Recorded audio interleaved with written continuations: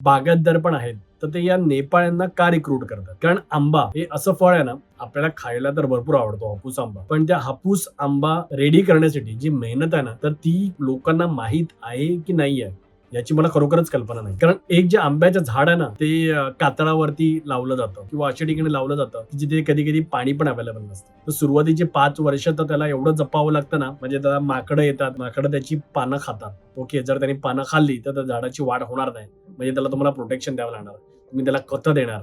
कधी-कधी लोकं हाताने येऊन पाणी घालतात किंवा टँकरमधून पाणी घेऊन येतात आणि नंतर मग पाण्याची लाईन जोडतात आणि त्यानंतर मग त्यांना पाणी दिलं जातं आणि 5 वर्षानंतर किंवा एक 7 वर्षानंतर जेव्हा हे आंब्याचं झाड रेडी होतं आंबे देण्यासाठी, तर तेव्हाची पण जी प्रोसिजर आहे ना, ती एवढी मेहनतीची आहे ना, तुम्ही जेव्हा पाऊस पडायच्या आधी ओके, तर त्यांना तुम्हाला थोडं खतं, थोडं टॉनिक ओके, सगळ्या बाकीच्या गोष्टी द्याव्या लागतात.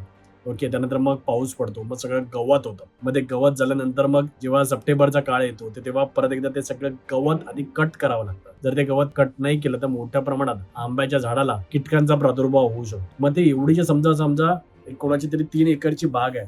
तर 3 एकरच्या बागेमध्ये किती गवत वाढतं ना, हे कोकणामध्ये राहणाऱ्या लोकांनाच माहिती असणार, की बाबा एवढं गवत वाढतं. मग ते कट करण्याचं काम करणार कोण? ओके. हा एक महत्त्वाचा प्रश्न निर्माण होतो. तर हे पूर्णच्या पूर्ण ना अंगमेहनतीचं काम आहे. सो अशा वेळी मग नेपाळी लोकं कामाला येतात. संपूर्ण व्हिडिओ पाहण्यासाठी प्रगत लोके टॉक्सच्या YouTube चॅनेलला व्हिजिट करा.